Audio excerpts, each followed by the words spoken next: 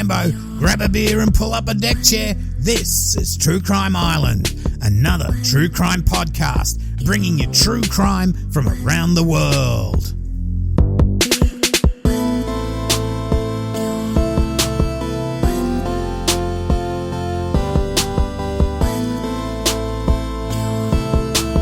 Hi Islanders, well it's been a while and I won't go on here too much, but finally after nearly 2 years I was able to reunite with my lovely wife Kate in Thailand. I do have more in depth about that on Patreon, or if you've been following Kate's Facebook, she's been posting heaps of photos there. Plenty of great food. Anyway, this week's case is one I've been waiting for to get the final outcome and sentencing to bring to you. It's an Australian case for a change, and it involves a hideously evil woman, what you would call a black widow. So, tonight's references are the Sydney Morning Herald, Channel 9 News, The Land, and mainly from Supreme Court documents. Okay, Islanders, this is going to be a lesson on how not to plan a murder. You know how I always say to delete your browser history? Well, that's more in case you have something happen to you and a family member will end up accessing your computer for some reason. You might not want them to find out your kink, but deleting your history is only part of it. Unless you're using a good VPN and you know what you're doing, everything you do on the internet is traceable back to you. And that's everything. They know more about you than you do. And here we have Natasha Beth Darcy, born in 1975. She reckons as a kid she was bullied by her older sisters and suffered anxiety since childhood. Now, she was just an average student. Natasha worked at McDonald's for a few years and then as a vet nurse and for a veterinarian pharmaceutical company. She also performed some casual work in a place called Walcher between 2006 and 2017, which included waitressing and working with racehorses. This Walcher place is a rural town about 425 kilometres or 264 miles north of Sydney. It's got sheep, cattle, timber and quite a few wealthy landowners. It's the latter that enticed Townie Natasha to move there. Now, if you're into country music, or as I like to call it, farm emo, Walcher's not far from Tamworth, where they have the big country music festival. Okay, Natasha has 3 children to 3 baby daddies and has been married 3 times. Her first marriage bore no children, but Natasha does claim she was raped by her husband's friends in 1997. She claims that this has led to flashbacks and trauma and was the reason behind an attempted suicide in 1997 by overdose. Now, while I won't say this didn't happen, I think by the end of the episode you will cast a lot of doubt over her claims. Natasha married again in 1998 and her first child was born in 2002. She separated from her husband that year. Natasha was in a relationship with another man in 2003 and that lasted to 2005 when he left her for another woman. Now, she was 20 weeks pregnant with his child at the time, and this was her second. Natasha met paramedic Colin Crossman in 2006 and married him in 2007. He's the father of her third child. She pleaded guilty at one stage to charges that in 2009 she hit him on the head with a hammer whilst he slept. Now, 3 days later, she poisoned him with prescription medicine, well, drugged him so he was asleep, left him sleeping in the bedroom, which he doused in petrol and set on fire. Now, this was shortly after taking out insurance policies on his life. The last thing Colin remembered was eating tacos Natasha had made for him before waking up in the emergency department at Tamworth Hospital. Luckily, he survived and they separated in 2012. Now, I can't work out the 3-year gap between the hammering and their separation, but it must have just been the length of the investigation and that she, of course, would have been all the time insisting she was innocent until it was clear to her that she had to plead guilty. She was jailed a minimum of 9 months. There you go, 9 months.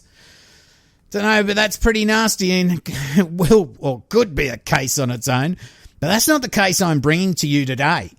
She does time for those crimes, but as we often see, things get a bit out of hand and they escalate once she's out and in a new relationship. So, we all know what an utter dumpster fire Tinder and those other dating apps are. There's even a Netflix thingo about some guy who ripped off a few women that he'd found on Tinder.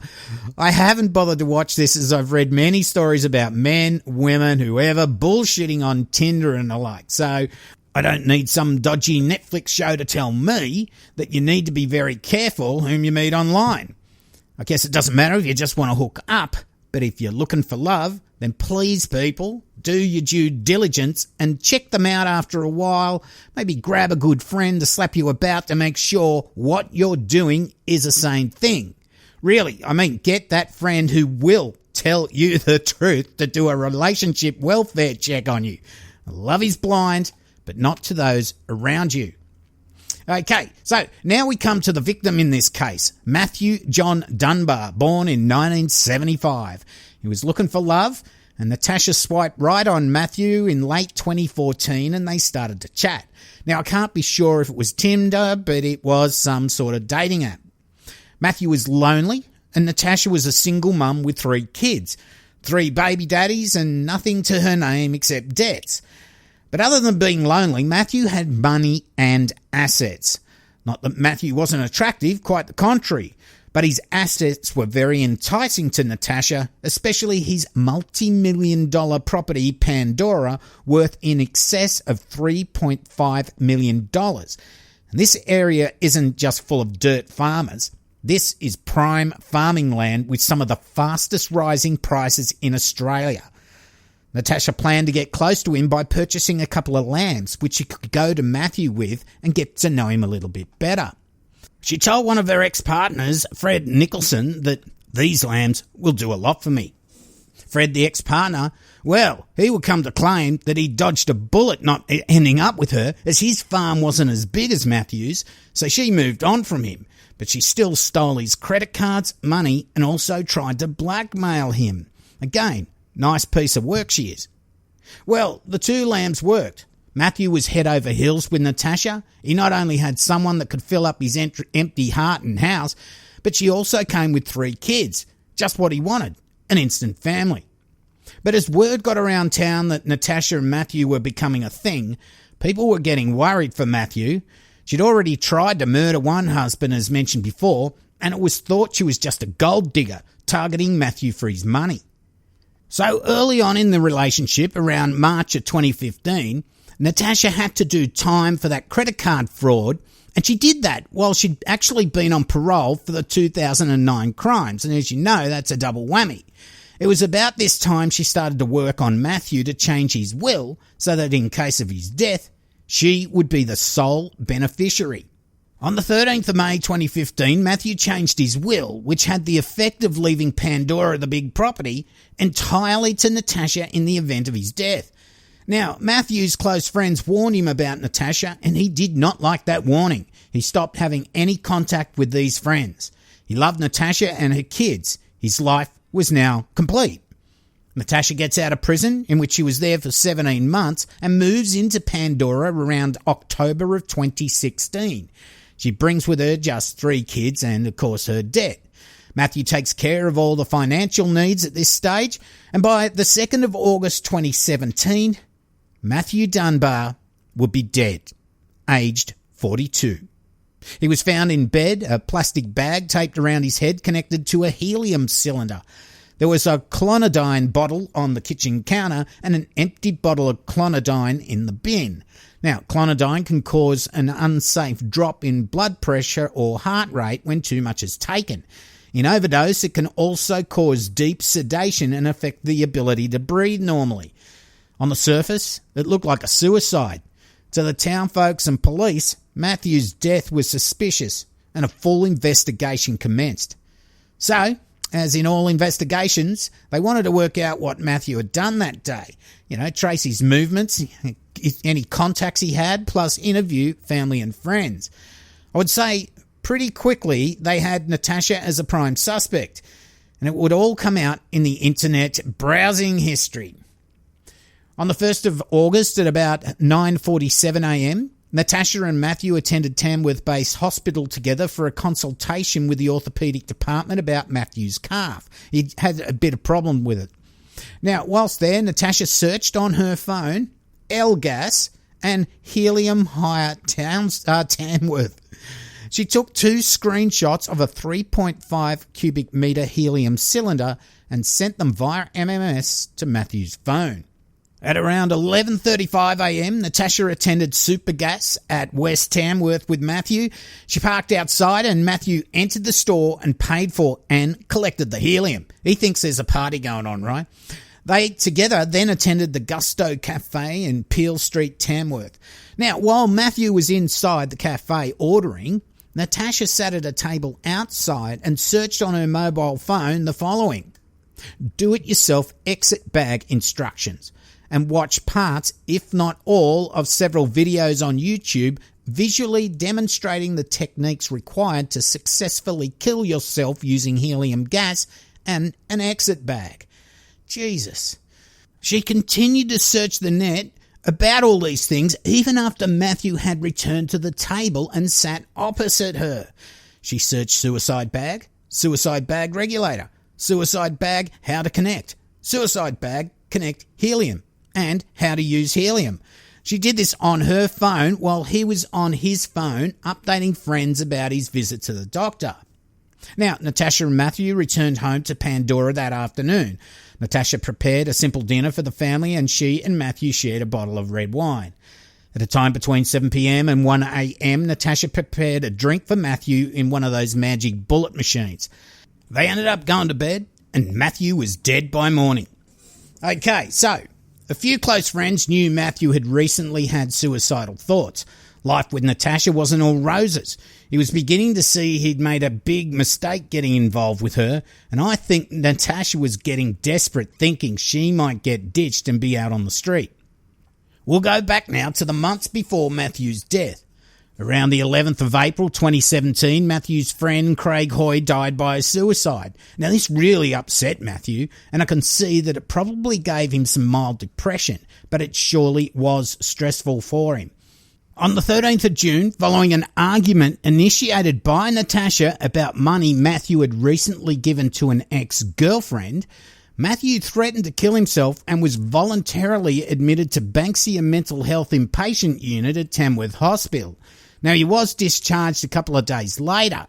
Now, this was how Matthew was. If somebody needed a bit of a loan, he was quite happy, even if it was an ex-girlfriend, just to help him out. Now, in the weeks prior to this incident, Natasha had been emotionally manipulating and gaslighting Matthew, including making reference to the rafters in the shed that they weren't high enough for him to hang himself from. Jesus. When he was in Banksia, she provided a false history to his treating doctors regarding a history of depression and recent behaviour. And in the months before, Natasha began making statements to others claiming Matthew had mental and physical problems. So here's the once happy but lonely farmer Matthew, now in such despair from Natasha's toxic behaviour, he's thinking about trying to kill himself. But as the investigation went on by the cops, it would be found that Natasha had been Googling a lot, and it looked like she'd been planning the death of Matthew from pretty much the time she'd been released from prison. She used not only the computer on the farm, but her mobile phone, and even used Matthew's mobile phone to conduct these searches. Now, I'm going to go through some of these because, honestly, it would probably take me hours to mention them all. From early February 2017 to early April 2017, on many different days, she made a number of topic searches about and including poisonous mushrooms, poisonous fungi, spider venom, and dangerous plants. Wonder why she's doing that. From early March 2017 to late April, she researched the human anatomy and injections into parts of the body that would be capable of causing death. Examples of those searches include spinal tap, epidural, air injected into vein, inject air into spine, lumbar puncture, how far, depth of spinal cord, spine meets brain, spinal injections, and stabbed in the brain. Then, on the 23rd of March, she searched amongst other similar wordings, can police see websites? And if police have your mobile, can they see websites? Then in April, she began researching suicide, drugs, and drugs used in suicide. Then she started searching how to commit suicide, food processor recipes, suicide methods, how many tablets suicide, Valium suicide, sedative suicide, cyanide pill, ecstasy suicide, overdose painkillers. It just went on and on and on. Now, on June the 14th, that was while Matthew was still in Banksia Hospital, having just been prescribed sertraline, Natasha was in his home researching methods to cause his death, including antidepressant types, sertraline overdose, Seroquel suicide, all this sort of stuff. So here he is actually being prescribed some medication, and she's working out how she can use that medication to get rid of him. In mid-June, while Natasha was away with her daughter for a horse event, she researched on her iPhone the drug asapromazine and related topics. She searched ACE horse sedative, is acetapromazine human, ACE dose, IBM body weight, IBM horse body weight, buttocks, intermuscle injection, all that sort of stuff to do with that drug. Later in June, within 48 hours of having first researched asapromazine on her iPhone, she called the Walcher Vet Clinic and requested a ram sedative, saying that Matthew required it for his rams. Her request was declined. The next day, she searched Doug Edlington Vet and had tried to contact him. Now, this was another attempt to obtain asapromazine. At 11:21 on June 20th, Matthew's iPhone was used to send to Natasha an SMS which read, "I'm sorry, beautiful lady, for everything I've put you through. You deserve better than this." Now, this looks like it's a fake suicide note, and it was actually sent by Natasha from Matthew's phone. The next day, on the 21st of June, police who attended Pandora to carry out a welfare check observed Matthew to be extremely pale, unsteady on his feet, and very dry around his mouth. He was unable to speak intelligibly, slurring his words. These are symptoms of having too much clonidine or sertraline.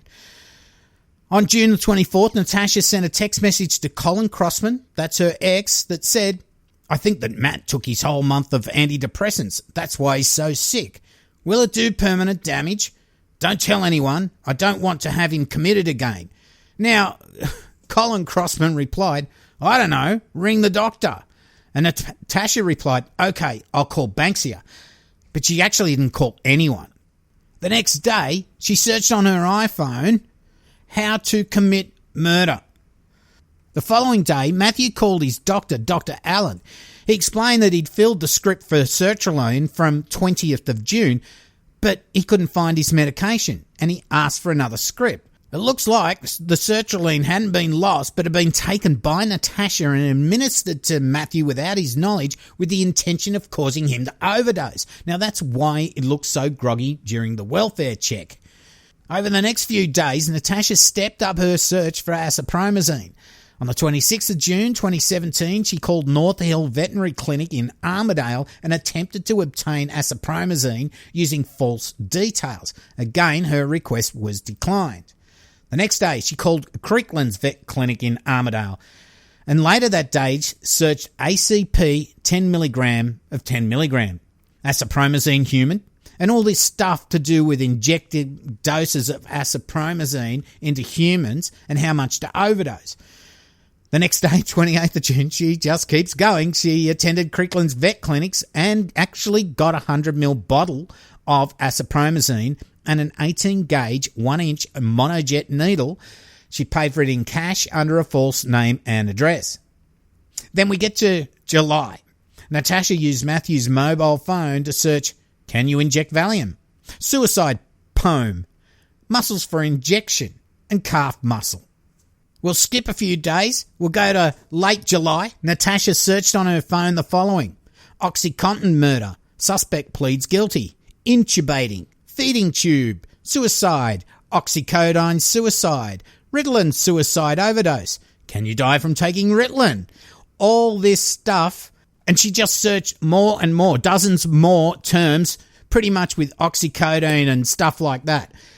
On the 24th of July, she searched getting avian, stroke murder, murder by stroke, murder by inducing heart attack, and 99 undetectable poisons. Jesus. On the 25th of July, she travelled to Armidale and purchased from a Miss McKnight a full box of paliperidone. That was 28 pills and 4 pills of Seroquel, 300 milligram each. Having requested from Mrs. McKnight, anything that will make him sleep is great. I'll take it all. Jesus Christ.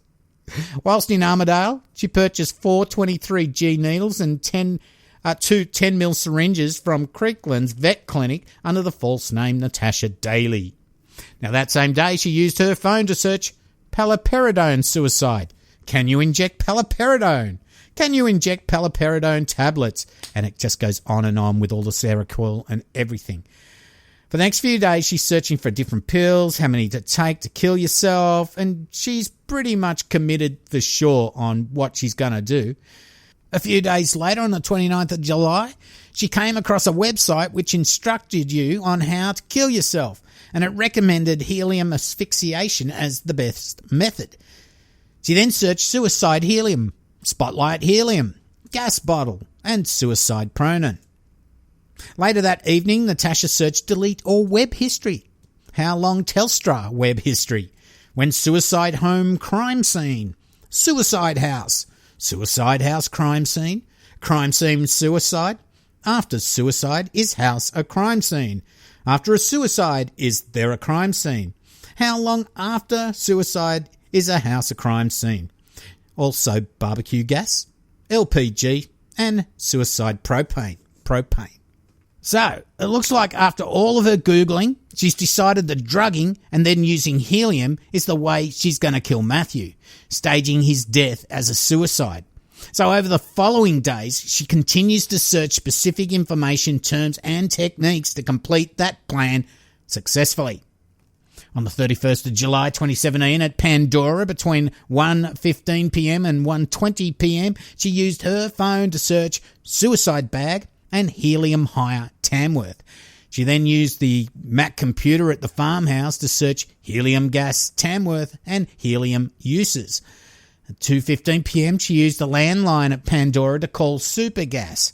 She spoke to an employee there, Emma Worrell, and requested rental of a 3.5 cubic metre cylinder of helium, saying it was for an event she was holding and advising that it would be collected by Matthew the following day. How sick! Later that evening, she searched, can police see past web history? Can your internet history be tracked by internet provider? Can your internet history iPhone be tracked by internet provider? How long do internet providers keep history? And helium, Tamworth, and again, suicide bag. So, on the 1st of August 2017, when Matthew and Natasha went to the hospital that day for Matthew's calf injury, and then went and had lunch and picked up the helium cylinder, got home and had dinner, that's when Natasha made a smoothie in that magic bullet machine. Without his knowledge, she added clonidine, quetiapine, temazepam, and acipromazine to that drink. She poured the drink into a glass tumbler and provided it to him, and he drank it and went to bed soon after. He remained in bed, heavily sedated by the combination of those drugs. Whilst he remained sedated in bed, she moved the helium cylinder into the main bedroom and set up the exit bag type apparatus using a plastic bag, a length of white tubing cut from a shower hose in the laundry, black tape, and elastic around the bag tightened around Matthew's neck. She staged a suicide scene by disposing or concealing the blue tilt valve that comes with that supergas thing. You know, that you put the balloon on top, you just tilt it and fills it up. The acipromazine she obtained, she got rid of that. The Seroquel packaging and the temazepam packaging. She just left the clonidine bottle on the kitchen counter and an empty one in the bin. At 11:25pm, she had a Facebook Messenger conversation with Belinda Watch. At 12:36am, she used Matthew's phone to search is helium traceable autopsy on Google and browse the result toxicology findings in 3 cases of suicidal asphyxiation with helium. She's still searching. She's sort of already knocked him off at this stage, but she's still sort of thinking, I better just keep searching for a few things. At 1:14 a.m, at a time Matthew, he was probably dead by then, she sent an SMS from his phone to Colin Crossman, her ex, comprising in effect a fake suicide note. And it read, "Tell police to come to house. I don't want Tash or the kids to find me." Now, at about this time, she deleted her phone's entire internet history. And as we know, that sort of is half the job, but the rest of it is still on a server somewhere, all over the place. At 2 a.m, having not received a response from Colin, she called emergency services and falsely claimed to have discovered the suicide. Ironically, Colin, he was one of the paramedics dispatched to the scene. Now, I wonder what he thought, seeing Natasha, his ex, now she's already tried to kill him, seeing Matthew in bed, had committed suicide.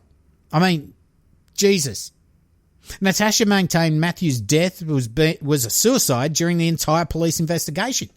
Throughout 4 police interviews, she told many lies in relation to matters such as Matthew's mental health, physical health, his sexuality, his sexual health, relationships, his financial position, and his ability to run his business. Yet she was trying to make out he was gay. She told many lies in an attempt to deceive the investigating police in relation to her knowledge of the contents and effect of Matthew's will. She knew all about that. She denied knowing anything about ordering the helium and her purchase of the various sedatives, and of course, she denied knowing anything about her internet history. Now, even at this stage, right, she keeps Googling. She's researching what police could locate on her phone and whether they could access deleted internet history and communications. A little bit late for that, Natasha. She went so far as to seek technical information and assistance from Apple support and even Lionswood Investigations and Forensic about these things. She also researched the ability of police to detect clonidine, azapromazine, Seroquel, and temazepam on autopsy. I'll get that out. Following her arrest, while bail refused, she attempted to bribe an Amanda Elderfield to give specific evidence about Matthew in an effort to bolster the suicide assertion she'd made to police. Miss Elderfield ignored this request and came forward to police about it during the trial. Now, this conduct is now the subject of separate charges which are pending. I'm not too sure when they're coming up. And she also coached the evidence of her 2 eldest children. Well, she would go to trial denying everything. She'd get convicted of murder. Of course she would. She was convicted and sentenced to a term of imprisonment of 40 years, comprising a non-parole period of 30 years, commencing on the 18th of November 2017 and ending on the 17th of November 2047, with a balanced term of 10 years ending on the 17th of November 2057, being eligible for release on parole November 2047. Okay, so they call her the widow of Walcher, but I've never really called her that. I think it doesn't make too much sense. I think she should just be called the arsehole that she is. What I don't understand is how she got such a light sentence when she tried to kill one of her other husbands. Remember that guy? The guy that got banged on the head and a couple of days later drugged and she tried to burn the house down around him? She only got 17 months for that. Now, Matthew Dunbar, he was a great bloke. He was just sucked into this vicious woman's web like several other guys had been. How the hell she thought months of Google searches on how to murder someone wouldn't be found? I mean, she even searched if her browser history could be seen by the cops after deleting it. So she must have known she was fucked, but still did it. Now, honestly, I suppose she thought by building up a narrative with those around Matthew that he was depressed and suicidal, this would cover her for when he would be found dead. It looks like a suicide. He'd been depressed and had gone to hospital at one stage, and his mate died by suicide only months before, which really did upset him. Why would the cops look into her browser history? She must have been so desperate and greedy to get her hands on his money that she just didn't give the fact his death might be investigated enough weight. She could have had a great life with her kids being taken care of as well with Matthew. But somehow I think she wasn't about to become a farmer's wife. She wanted the millions and then to go back to the city to live and then probably find her next target. Now, it's not the first time someone's murdered their significant other but planned it so badly that they were caught so quickly. Such a waste. Well, at least she got a long sentence, but that doesn't really help Matthew, his friends, and his family.